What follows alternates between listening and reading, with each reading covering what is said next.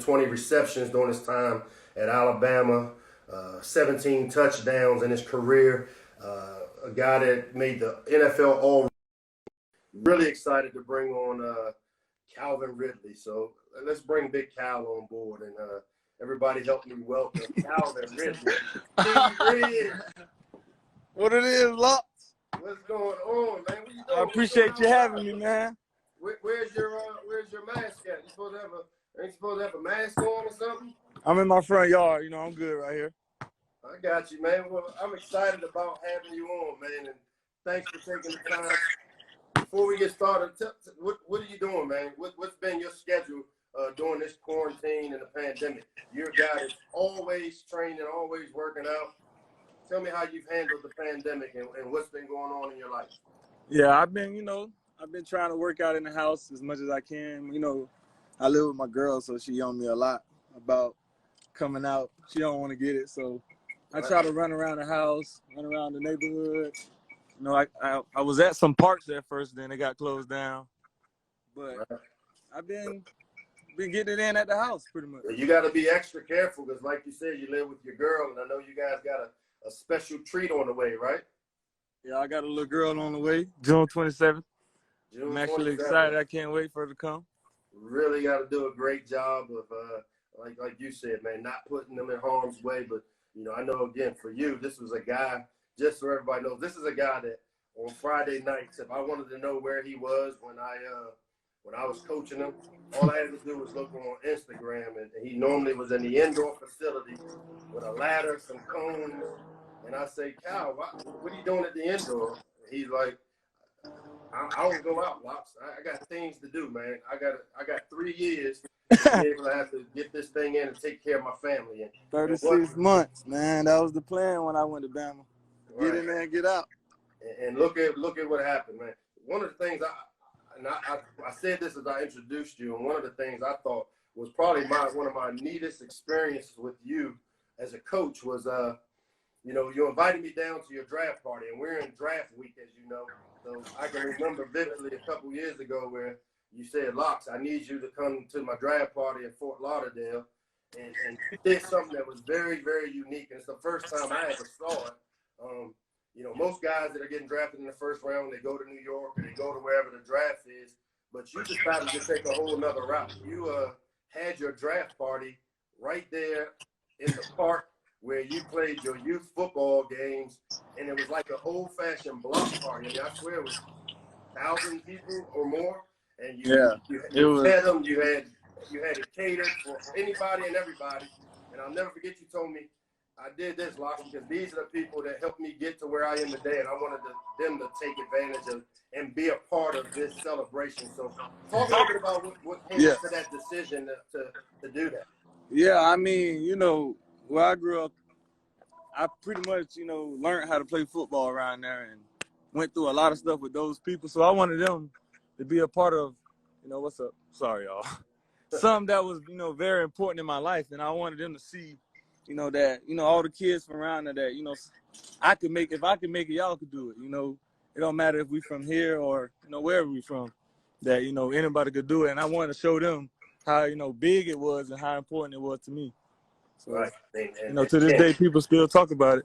Well, that was the first time I ever saw it. I mean, this here again, you had a block party for over 1,000 people, friends, neighborhood, coaches from your youth league. And like you said, you basically gave a vision to some of the younger kids that were coming up through the same program you came up through of what hard work looks like when it pays off. And to hear your name called in the first round, and again, I was excited for you. I was even more excited to be able to be there with you and your family when that great event happened. Tell me a little bit, like, what's the transition been like going to the NFL and playing in Atlanta? Obviously, you got Matt Ryan, one of the top quarterbacks in the NFL, as your quarterback. You're playing with Julio and a really talented team. What's your transition been like to the NFL? It's been let me see. I think I transitioned pretty well. I think the season is a lot longer for me, so I had to really, invest in my body and start to, learn how to take care of my body.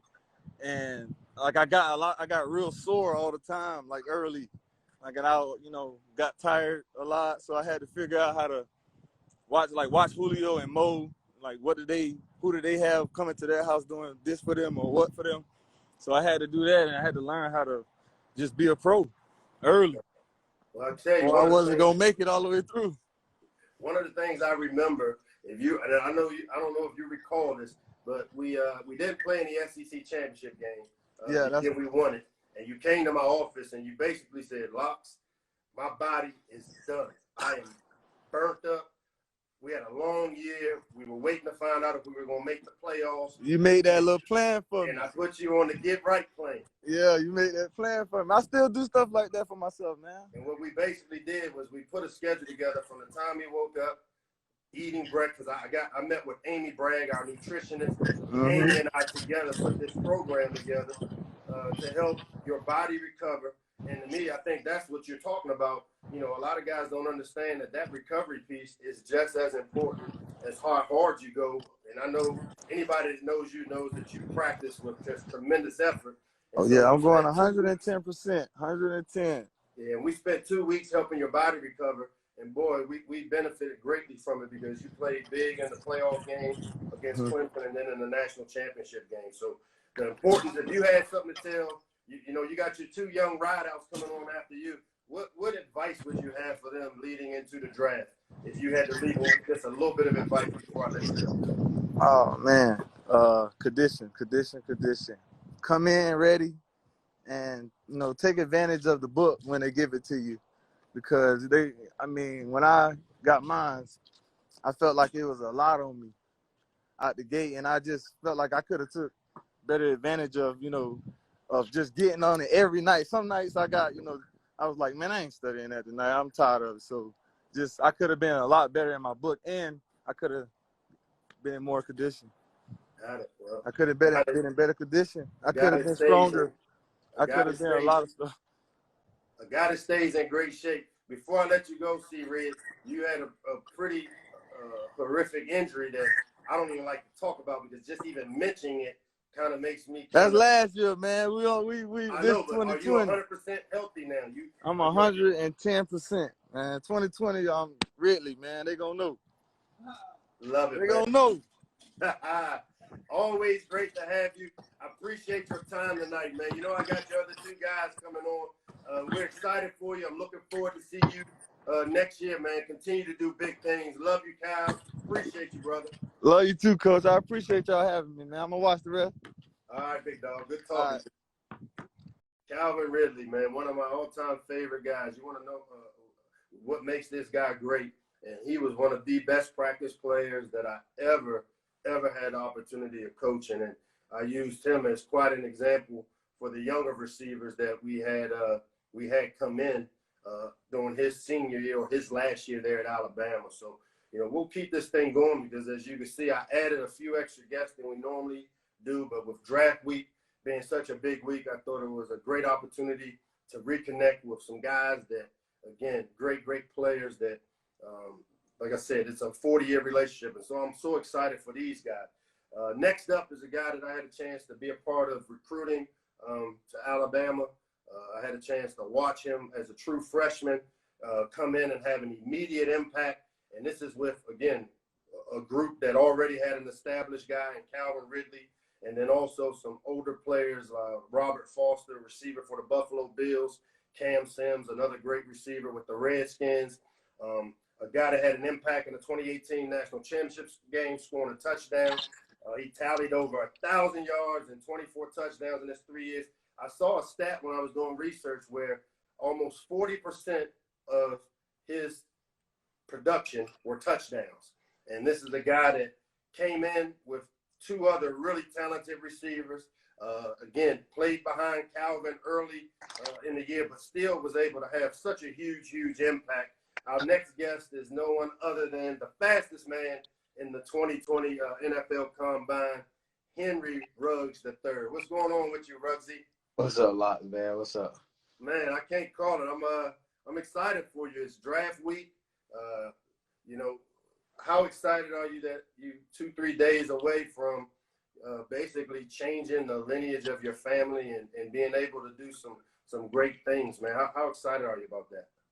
Oh man, I'm really excited. You know, man, it's something we've been working for. It's something that that you never saw as a kid, and now that it's here now. It ain't coming no more. It's here. It's just, Right. I mean, it's crazy for real. Now, are you back in Montgomery? Are you still down in Florida training? Where are you at right now? Nah, man, I had to get out of Florida, but I had to come back to the crib. Back in Montgomery, man. I know Mom is happy to have you back. Your mom, your dad, who I had a chance to get to know coaching. Talk a little bit about this. You know, the draft is coming up, and for you rookies that are about to have your name called, not having the opportunity or not being afforded the opportunity to have your name called, walk across the stage, hug and shake Roger Goodell's. Tell me a little bit about how you feeling about the draft and where we are and how it's being held this year and your thoughts on it. I mean, I'm disappointed, bro. I wanted to be down there. I wanted to be down there, just connect with everybody, and just get, be around the atmosphere. And I wanted to put on the suit. We always had that little thing going on. But I mean, it's good just to be here, be around family, and we can gather with family and come together. So I ain't tripping. So what's the plan for the draft? What are y'all doing? I know y'all crawfish boiling. What are y'all doing down there in Montgomery for Nah, the draft? Man, we got a couple things, man. My auntie love to bake, so she gonna bake some stuff. We got a lot of desserts and stuff. We got some people to cater, so we'll have some pizza and wings in there. So we'll have everything, everything for everybody that come through. So now again, hopefully, and again, most people think that you'll be a guy who has his name called on day one. Do you have any preference as to where you want to play, or are you one of those guys that, whoever takes me, I'm gonna go do what I need to do? Man, you always, I am, but I ain't never got away from Alabama for real until recruiting started and I started playing for Alabama. So if you ask me, I want to stay close to home, but I mean it don't matter. Wherever I go, I gotta play ball. I gotta do the same thing I've been doing. One of the first times I ever saw you, because I was an off the field coach when you were being recruited, and then in January when I was named the co-coordinator receiver coach, I came out and I watched you play a sport that I've seen a tape that you have on the internet that kind of has gone viral of you just monster dunks all over the place on people, dunking on 6'10" guys. Talk a little bit about the basketball game and a little bit about your dunk game.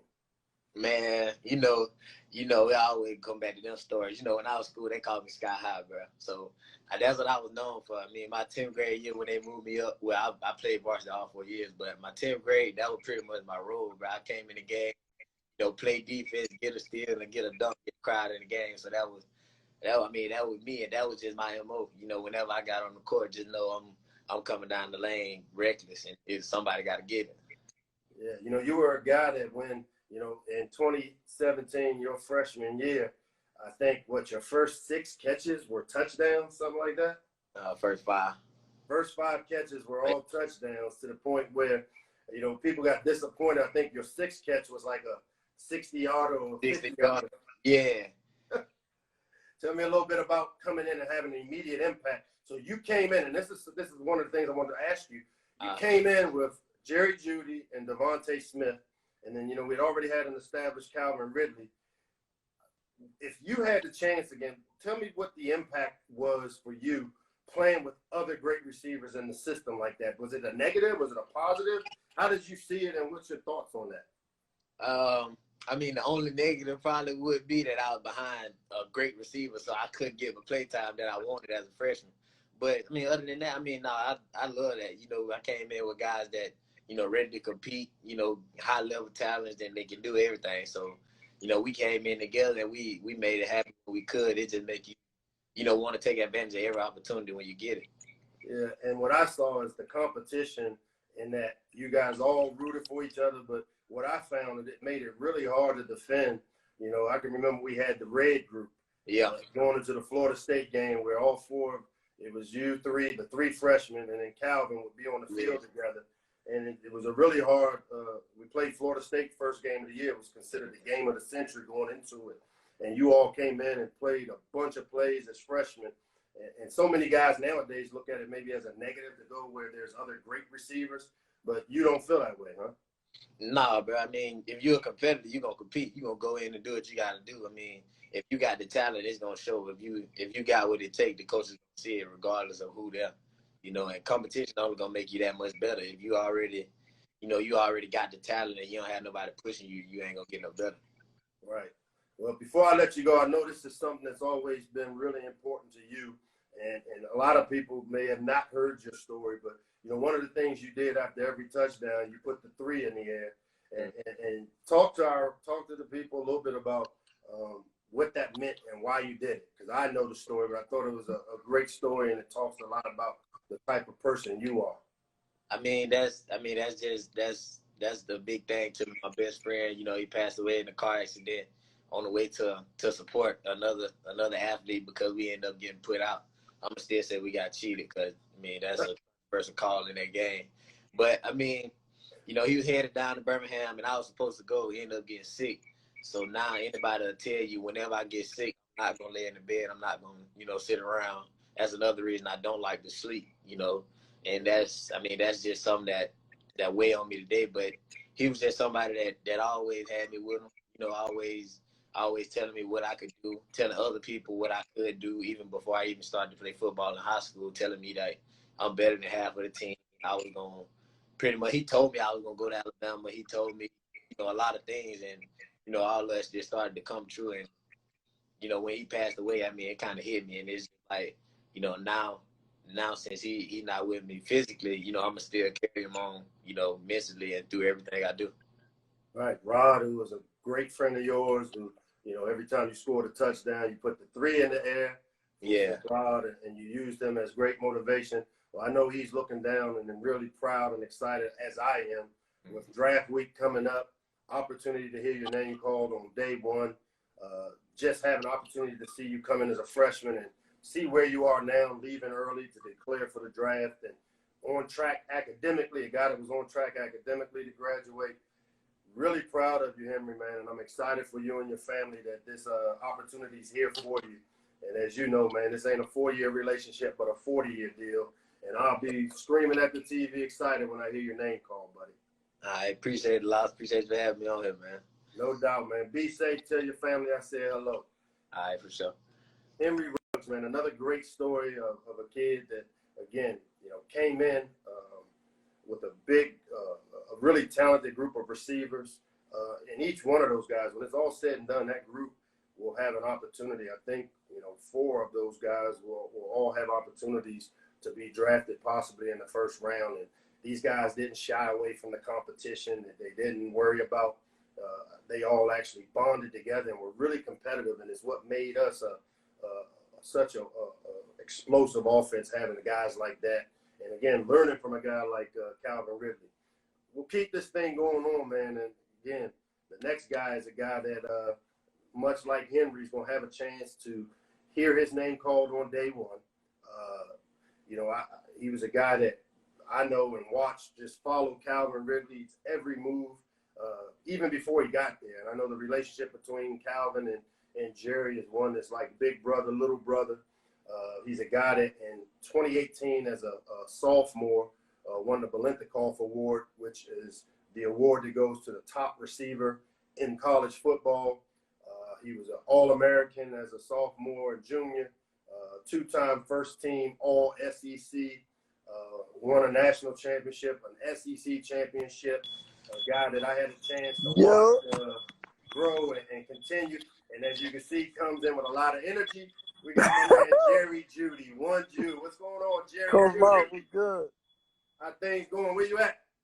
I'm at the crib, man. I'm outside. I got my peoples in the crib right now. It's gonna be too loud, so I want to be somewhere a little bit quiet.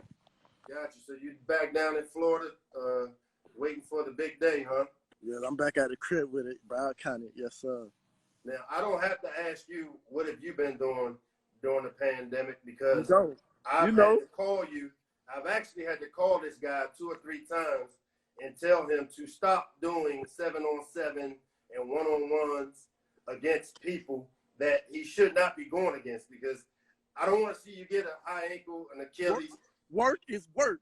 I know, but work. let's get the bag first. All right. Okay then. Let's Okay. get the bag first. So I've had to, I got 2 days to do that, and then I know. We need you to chill out with the 1-on-1s and the 7-on-7s. One of the most competitive guys I've ever had a chance to coach. And I sit there and I follow him on Instagram, and I see him going 1-on-1s in the rain against people, and some guys that I'm like, who is this he's even going against? So still being a coach and still being a guy that looks after his guys, I had to call him and say, look, man, you need to cut that out. And so let's talk a little bit. I know what you're doing to stay in shape, but let's talk about, and I asked Henry, I had your boy Henry on a little earlier here just a second ago. Talk a little bit about the disappointment of not actually having an opportunity to hear your name called and go across the stage. Or was your plan to kind of do kind of like what we saw Calvin do when he got drafted? What was your plan for the draft? Oh, I wasn't gonna go to Vegas. I was gonna do it right at the crib where all my people's at. Everybody come over, let's vibe, we chilling, relaxing, watching things happen. Right. Yeah.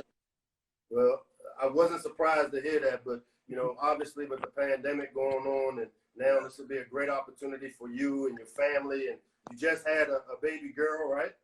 Yeah, Journey, Jerry Jeudy.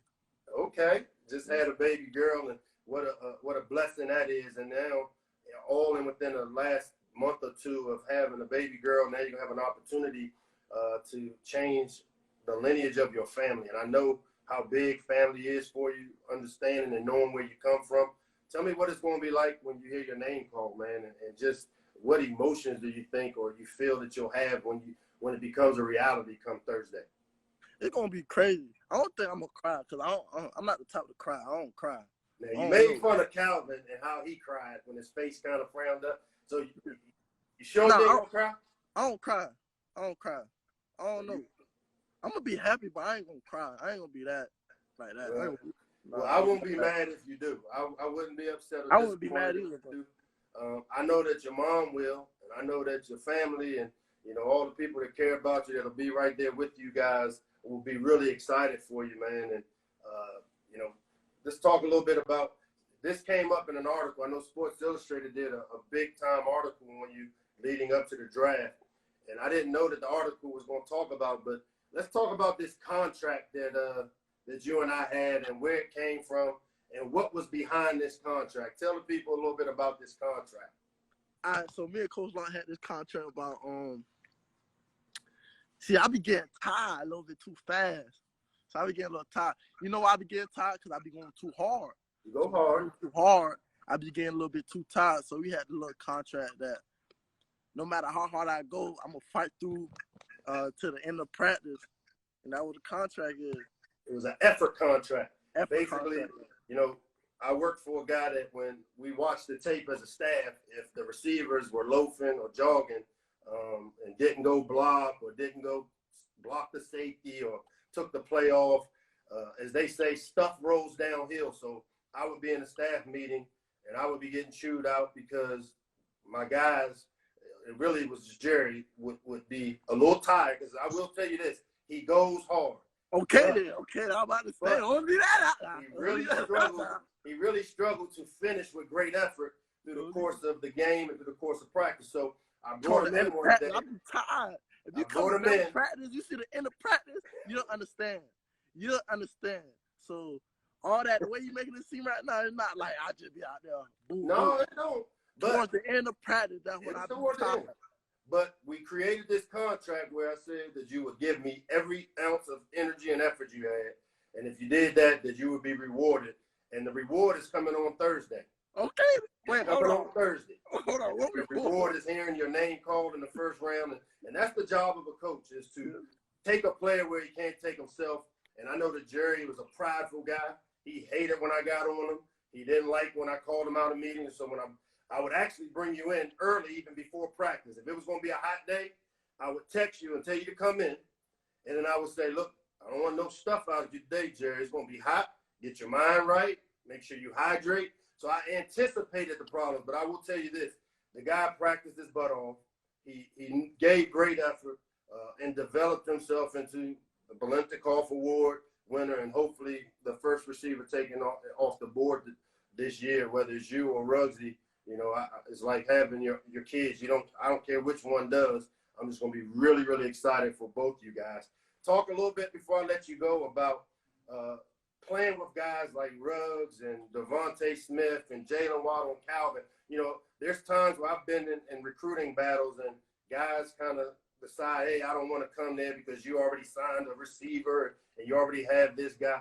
Talk a little bit about the system and how everybody gets to touch the ball.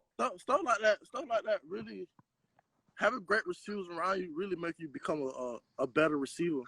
Because you just by watching them, seeing what they do, like things that you ain't do and seeing what they do, you just like kind of take away what they do and add it to your game, make you become a better receiver too. But what was the other question you just asked? I just said, how did it feel? Like, if you had a chance, did you like playing with other great receivers? Was it something that if you had to do it again, would you do it again? Oh yeah, most def. I'd love to play with them boys again. Them boys made me a lot better receiver.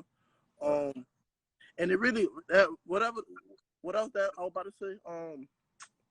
About the opportunities to touch the ball. Yeah, opportunities.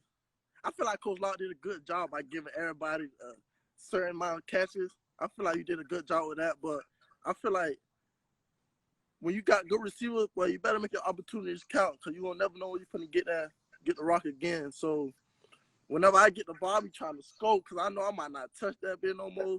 Either Smitty finna get it, either Waddle finna get it. So when I touch the ball, when I touch the rock, I'm finna try to make something shake. Well, I know that's going to make a lot of NFL teams excited to hear. I saw you, witnessed you do it, whether you did it in practice and games. Really proud of you, Jerry. Excited for you and your family, man, that this opportunity is finally here. And good luck, and I appreciate all that you did. You guys helped me get this job because the job y'all did, and only disappointment I have is we didn't finish it in 2018. But you guys gave me great effort, and it's great to have the opportunity to have coached and played a small part in what you guys agreed to have an opportunity to have happen to you this week. So good luck. Tell your moms and everybody I said what's up, man. And I still want my watch, all right? Hey, man, you owe me a watch. But nah, all jokes aside, though, bro, Coach, I met with Coach Locke. Coach Locke a real one, man. Coach Locke, you real, man. I ain't gonna lie. I don't really talk. Coaches be like, coaches be recruiting you. Then after you get recruited, you go to the school. They don't be talking to you like that. I'm like, Coach Locke kept it real since day one, man. That's why I met with Coach Locke. That's why I'm doing this now, man. Well, I appreciate it, and I'm excited for you this week, man. And look forward. I'll call you when I hear your name called because I'll be screaming at the TV, happy for you and Ruggs. I'm already knowing.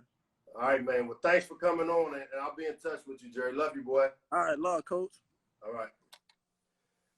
Again, another great player that's going to have an opportunity to have his name called on Thursday night, first day of the draft. Jerry Jeudy, high energy, high effort guy. I did have to stay on his butt quite a bit. And again, that's the thing. I think the job of a coach is to take players where they can't take themselves. And really excited. You saw 3 examples of 3 different types of guys. I mean, Calvin, hard worker, set the tempo for, the template for what it takes to get to that level. And then we brought in 3 young guys and Devontae Smith and then Ruggs and Jeudy, and they all have the opportunity or will have an opportunity to be really successful.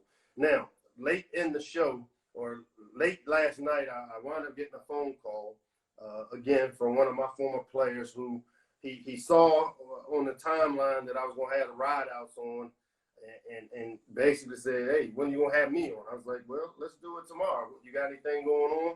And so I put the poll out to ask if anybody would have a problem if we went over a little bit to bring on an extra guest. This was supposed to be a 3-for-1 Tuesday, but we're getting a 4-for-1 Tuesday. And so our next guest, again, you heard about the ride outs coming on.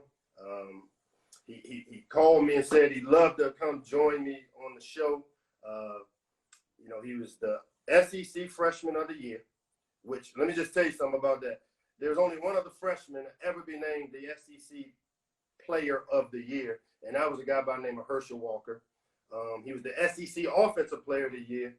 He was also was the SEC and college football national champion. Was part of the 2018 national championship squad. Led us to a lot of victories. A Big 12 champion, and was the Heisman runner-up. A guy that I've got a great relationship with that I want to bring on, that hopefully has an opportunity to hear his name called on the first day of the draft. Let's bring on Jalen Hurts, man. Jalen, are you out there? What's going on, Jay Hurts? How you feeling? Not much, man. Just out here enjoying this weather in Houston, Texas, staying at home. You down in Houston, hanging out with the family, huh? Yes, sir. So let's talk a little bit about me. Obviously, this is a big week for, I don't know if you had a chance. I had the ride-outs on here earlier. Yeah, I saw them all, man. I had a chance to have a few of your targets that you made a lot of big plays with during your time. Tell me what you've been doing to keep yourself busy and stay in great shape during the pandemic. Yeah, Coach, I really been at home, trying to stay safe first and foremost, dealing with the whole draft process and talking to people, answering calls, doing all of that, and working out at the crib, working out in the garage, going to the field every day.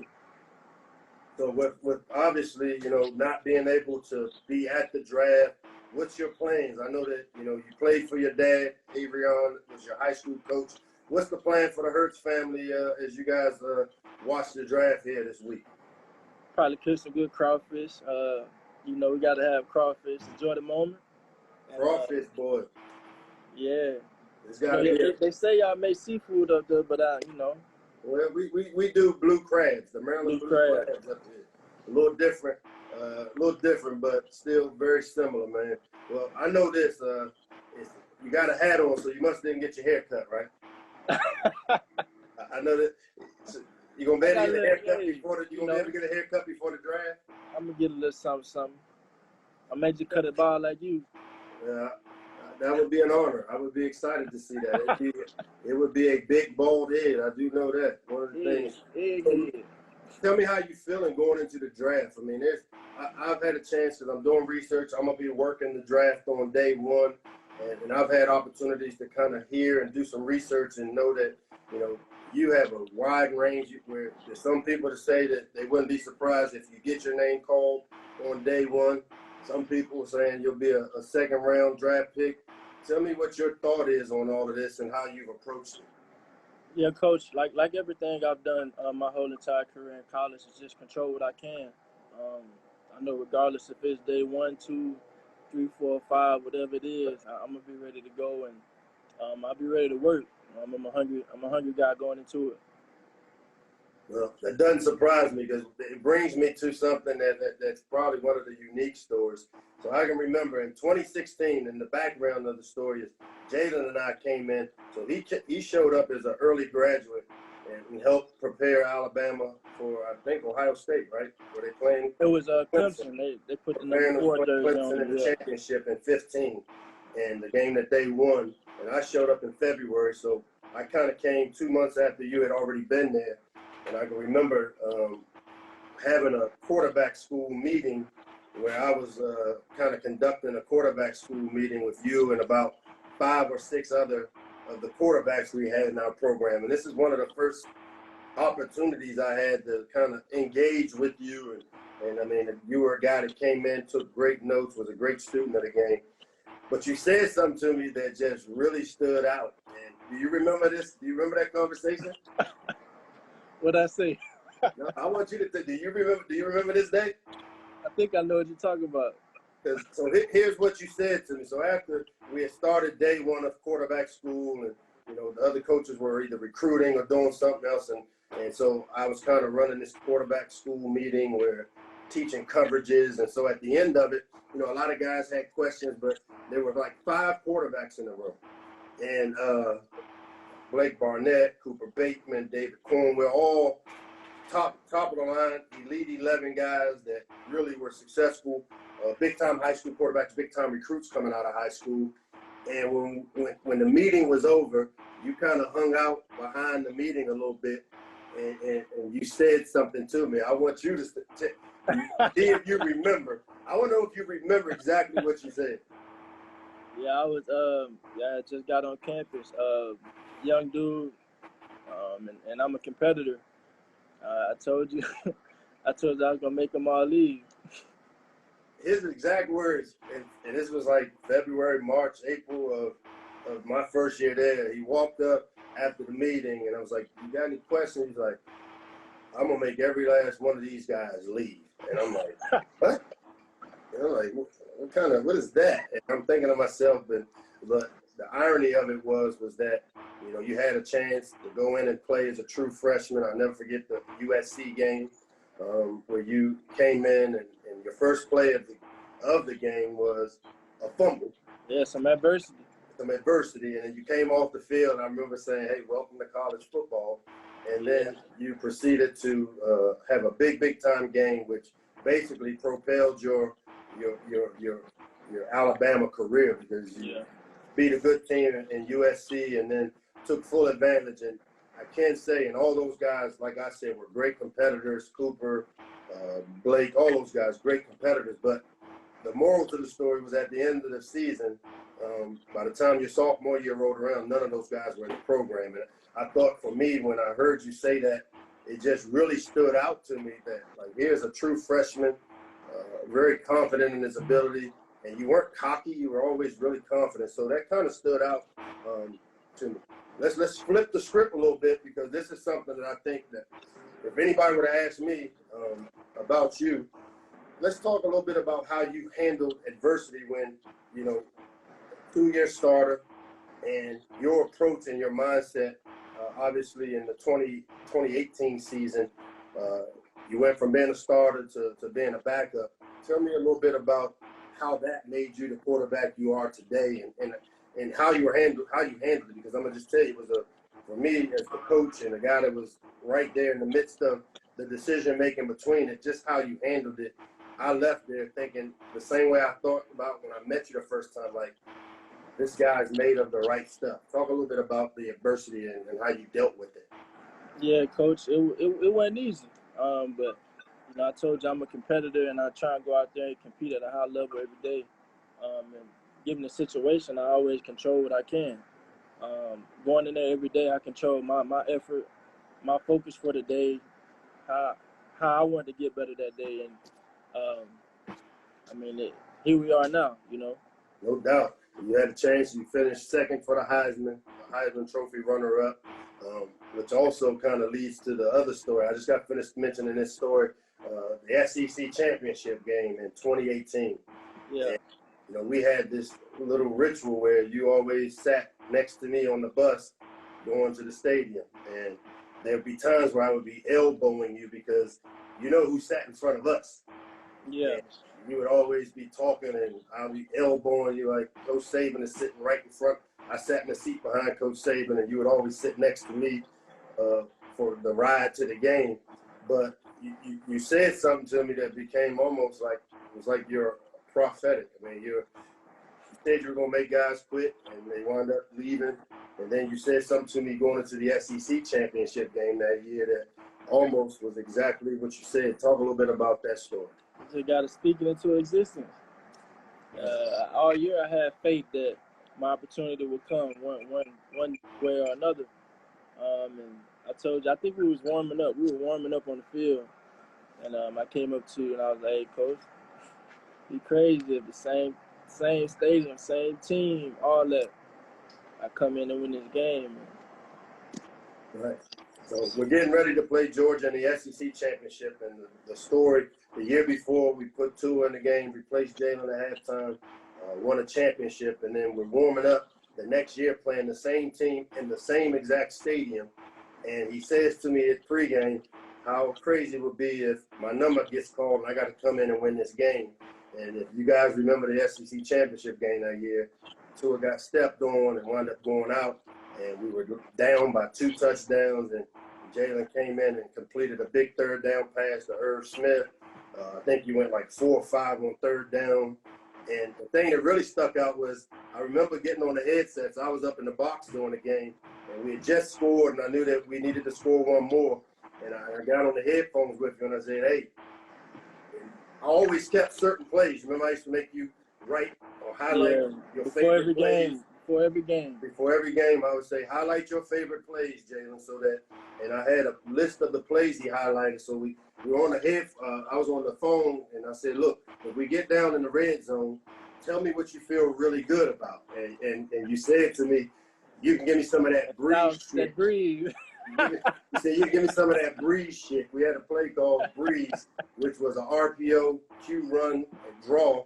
And so I remember we got it right inside the 18 or 17, and I called Breeze, and that was the winning touchdown to help us win that SEC championship and gave us a chance to go into the playoffs. So, again, here's a guy, man, that I'm going to just tell you, any team that drafts you is going to get a big-time player, a guy that team-first guy that's very confident in his ability, talented guy. I mean, you don't throw for 3,700 yards, rush for 12 in a season, over 50 touchdowns, and not be a big-time player. I know any NFL team that takes a chance, and we only need one team to take you in the first round, right?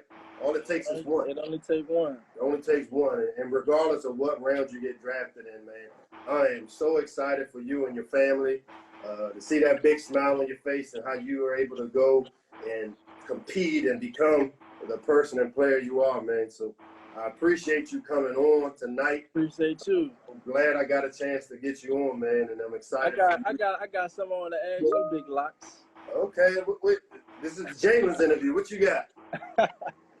Nah, man, all serious. I got a lot of respect for you. And the things you did for me my junior year and my freshman year, my sophomore year, all 3 years while we were together.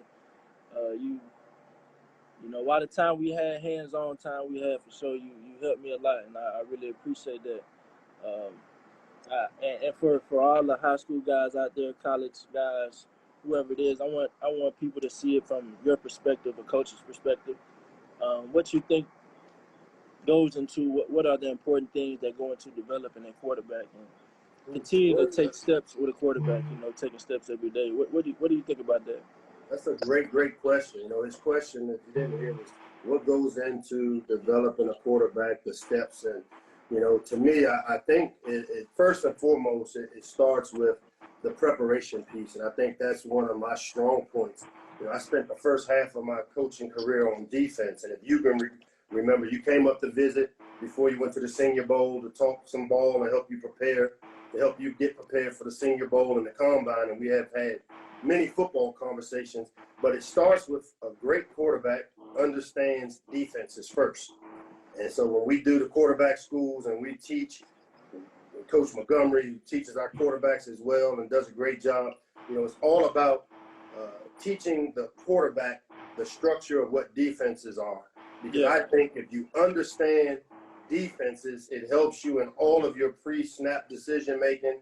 It gives you basically a cheat sheet and to where the ball should go based on what you see. The answers to the test, huh? The answers to the test. And so, as you know, that's been my first approach, is to teach you defensive structure. And then the next thing is to teach you every player in our system that we put in has a starting point and an ending point of eye discipline, where your eyes need to be, how you read the front for the run game, and what runs go. Let's run away from 4 to a side. Let's run to the shade. Let's run to the 3. And then when you get into the passing game, who got the keys to the castle? Safeties hold the keys to the castle. Boundary safety has the keys to the castle. So, to me, those are the little small things, having developed and coached quarterbacks and been a part of helping guys like you develop into the players you are. It starts with me teaching the defensive structure of how defenses work and operate from the quarterback standpoint, so that you get the keys to you get the cheat sheet for the answers to the test. The next piece of it, obviously, is the fundamental development piece, where your drop has to match the concepts and then be very disciplined with your eyes, man. But a guy like you is easy to coach because you got so much natural God-given ability that God's blessed you with. And it was a pleasure to see you continue to develop, man. And thank you so much for coming on Late Night with Locks. Glad to get you on. This show has continued to be a big show, man, and it's always great to reconnect with former players and my current guys and former Terps. And as I told people, this show isn't necessarily a Maryland show. It is as much as a connection of the players, former and past players that I've had a chance to coach. DMV. I know the Turk fans would have loved to have had you come be a part. I still keep getting asked the question, like, why didn't Jalen come and all that? And you and I both know, man, that I'm very proud of all the decisions you made and always wish you and your family nothing but the best. I appreciate you, Coach, man. It's been a journey, Coach. You know, it's only up. It's only up. Well, No good limits luck to this. Thank you. Good luck Thursday, man, and we'll be in touch. Love you, boy. Love you too, Coach. Big live. All right, man. Jalen Hurts. Great to Like have my man. Jay Hurts, come join us. Again, this was not supposed to be an hour show. I'm glad that we were able to get Jalen on, a guy that I'm really, really excited for all of these guys. Jeudy, Ruggs, Jalen. Hopefully these guys all have their names called day one. If not, these are guys that really epitomize what college football is all about. I'm excited to have had the opportunity to coach them. And because of them, I've had an opportunity to take over this place that I really am excited about our upcoming season and our players and our program. So again, thank you so much for your time. Another episode of Late Night with Locks. We'll see you Friday.